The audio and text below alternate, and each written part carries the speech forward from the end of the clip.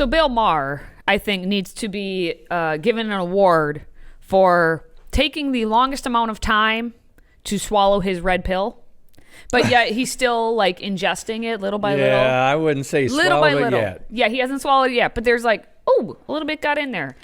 Because Bill Maher, if you don't know him, late night talk show host, I guess, whatever. It's called Real Time with Bill Maher.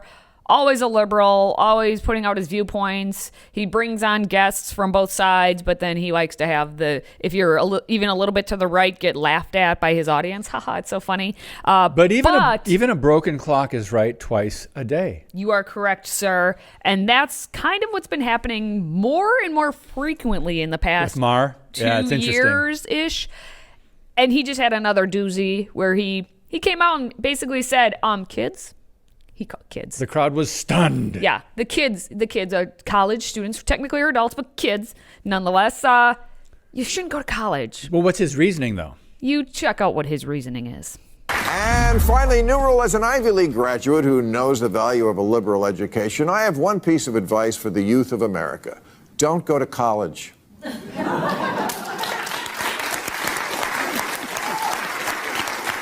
And if you absolutely have to go, don't go to an elite college, because as recent events have shown, it just makes you stupid.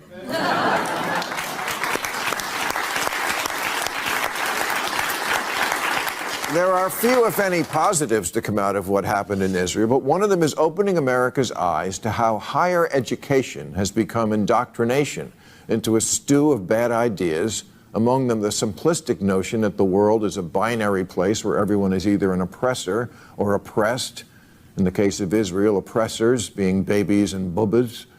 The same students who will tell you that words are violence and silence is violence were very supportive when Hamas terrorists went on a rape and murder rampage worthy of the Vikings. They knew where to point the fingers at the murdered, and then it was off to ethics class. 34 student groups at Harvard signed a letter that said the apartheid regime is the only one to blame, proving they don't know what constitutes apartheid. They don't know much of anything, actually. But it doesn't deter them from having an opinion. They've convinced themselves Israel is the most repressive regime in history because they have no knowledge of history, or even a desire to know it. And actual history doesn't come up in their intersectionality of politics and genderqueer identities class. Katie, they don't know much of anything, but that doesn't deter them from having an opinion. That is correct. Bill Maher. Good. Bill Maher has been watching our show. I didn't know it, but thank you, Bill. He's secretly watching Educated. Thank you, Bill. Yeah. Hey, let's chat. Let's have a talk. I'll go on the panel. Would you like to go on the panel? Yeah. We'll go on the panel. So don't Call us go in. to college. It's.